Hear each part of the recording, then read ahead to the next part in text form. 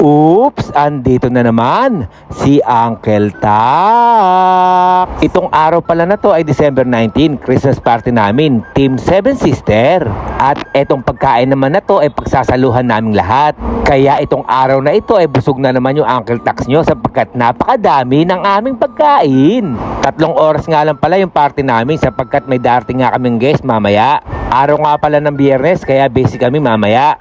At itong araw na ito ay masasaya yung mga staff sapagkat meron nga kami exchange gift. Kaya abangan nyo kung ano aking makukuha, yung aking regalo. At syempre bago ang lahat, Merry Christmas pala sa mga OFW na katulad ko saan man sa mundo. At syempre hindi mawawala Merry Christmas sa aking barangay, Barangay Cabuca, Cabanatuan City, lungsod pa rin ng Nueva Ecija. Ngayon balik ulit tayo sa aming Christmas party. Inaabangan nga lang namin dito yung mga chef namin para umakyat at makijoin sa amin.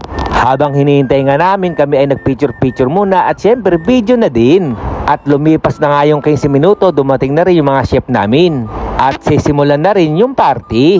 Ngayon, eto na, nagtatanggapan na kami ng mga regalo. Eto nga pala yung amo namin sa bar, niregaluhan yung boss din namin. Sapagkat kaarawan nga rin niya ngayon. Syempre, hindi tayo magpapahuli dyan. Happy birthday nga pala Mr. Christian, more birthday to come. At ang riregaluhan ko naman yung kumpare Regang ko. Hindi niya alam ako ang nakabunot sa kanya kaya na-surprise siya.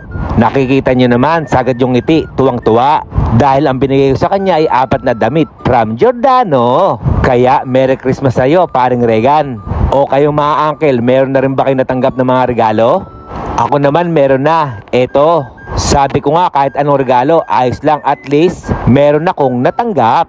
Saktong-sakto, paubos na ipabango ko. Kaya eto naging gift ko. Salamat Mr. Miko sa iyong regalo. Tapos nang okay na, doon na tayo pupunta sa kainan time. Ang kinuha ko nga lang muna dito ay beef. Tara muna mga uncle, kain muna tayo.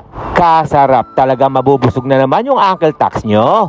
Sabay-sabay na nga lang kami kumain sa isang lamisita nila kabayan. Meron din pala kami pa-surprise sa aming amo.